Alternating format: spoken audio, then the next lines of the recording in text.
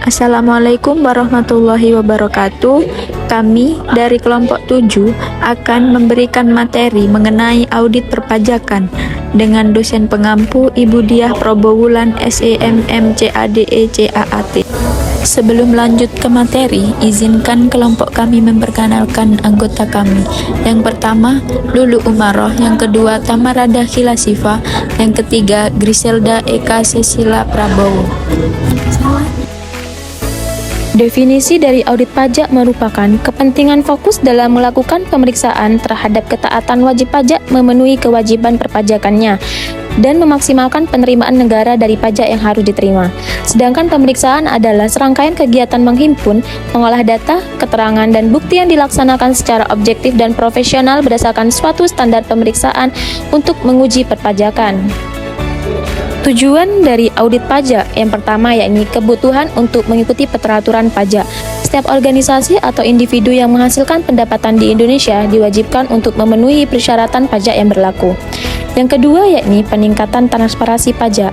Audit pajak juga membantu untuk meningkatkan transparansi pajak. Organisasi atau individu dapat dengan mudah memeriksa bukti dari audit pajak untuk memastikan bahwa mereka telah membayar pajak. Yang ketiga yakni memastikan akurasi pajak. Auditor pajak juga bertanggung jawab untuk memastikan bahwa semua kewajiban pajak yang berlaku telah dipenuhi. Yang keempat yakni memeriksa apakah pajak telah dibayar.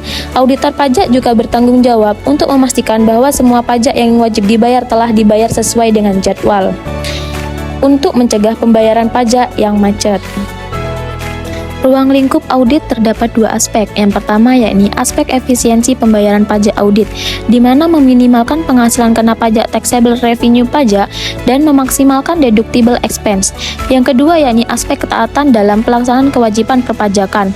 Yang pertama yakni pemungutan dan pemotongan pajak, perhitungan pajak dengan benar, penyetoran pajak dengan benar, dan pelaporan pajak secara lengkap dan tepat waktu.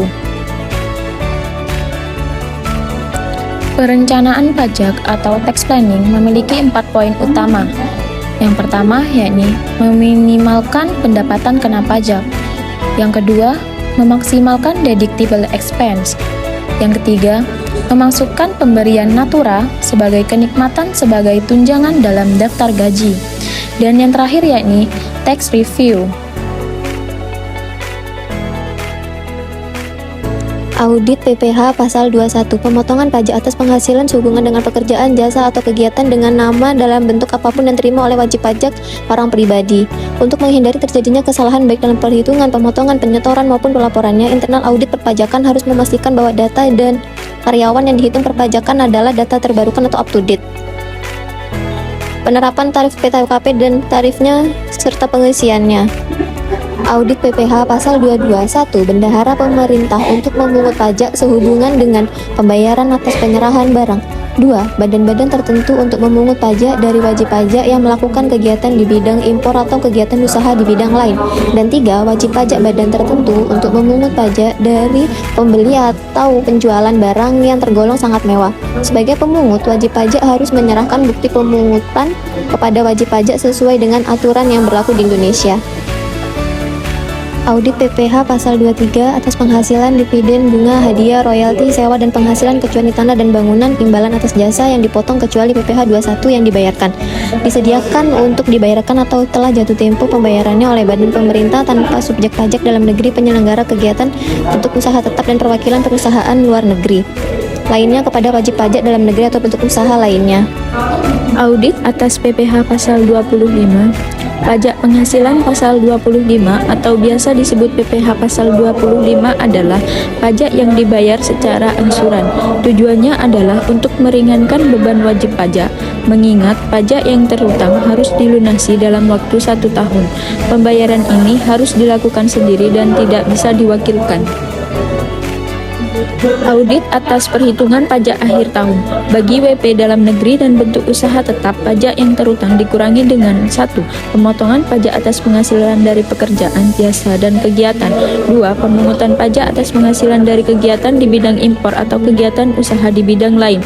3. Pemotongan pajak atas dividen, bunga royalti, sewa, hadiah, dan penghargaan dan imbalan jasa.